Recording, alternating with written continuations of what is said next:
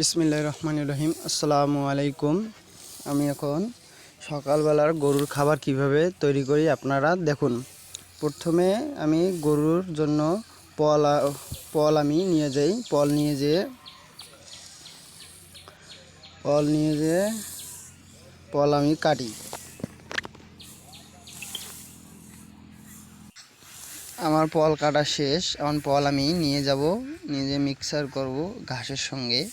এখন ঘাস বাড়িতে এসেছি, ঘাস কাটবো। নিচের আগাছা ঘাসটা এটা আমি কেটে নেব।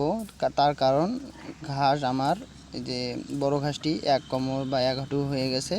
কিছুদিন পর ঘাসটি যদি এক মানুষ বা বড় হয়ে যায়, এটা ছায়া পড়ে যাবে, এই ঘাসটা আর হবে না। তার কারণে আমি এই এত তাড়াতাড়িতে ছোটোতে ঘাসটা আমি কেটে নিচ্ছি।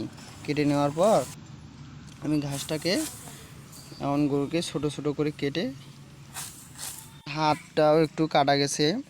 আর একটু আপনারা দেখবেন যে আমি এগুলা দেখতেছেন কিভাবে কাটছি, কারণ না কাটলে পরে যদি সারটা দেই, এই ঘাসটা অনেকভাবে আমি দেখছি পরীক্ষা করে ঘাসটা পচে যায়, মানে পচানি ধরে। ওই জন্য তাড়াতাড়ি আমি কেটে নিচ্ছি। এখন আমি বস্তায় ঢুকে নিলাম, বাড়ির কাছে তো, বাড়ির সঙ্গে, তা আমি আর হাতে নিয়ে গেলাম না, বস্তাতেই ঢুকে নিলাম যেন রাস্তায় পড়ে না যায়। আসুন আপনারা দেখেন আমি কিভাবে নিয়ে যাচ্ছি কোথায়। আমি একটু বড় ঘাস কেটে নেব, এর সাথে মিক্সার করব, মিক্সার করে খাওয়াবো। এই ঘাস নিয়ে আসলাম, জায়গা তৈরি করার পর ঘাসটা ঢেলে কাঠ একটা বিছাবো। কাঠটা বিছার পর দা দিয়ে আমি ছোট ছোট করে কাটবো। দেখুন আপনারা, এই যে দেখেন আমি কিভাবে কাটতেছি। আপনারা বলবেন এভাবে কাটতে হয় না আর অন্যভাবে কাটতে হয়। আমার ছোট খামার বর্তমান, তার জন্য আমি এইভাবেই বর্তমান ঘাস কাটি। এই আমার এখন ছোট ঘাস কাটা শেষ, আমি বড় ঘাসটা নিতে আসছি। এখন বড় ঘাসটা নিয়ে যায়, বড় ঘাসটা ওর সঙ্গে কাটবো। এই আমি এখন নিয়ে যাচ্ছি বাড়িতে, নিয়ে যেয়ে এখন কাটবো। কাটার পর গরুকে এগুলো মিক্সার করে খাওয়াবো।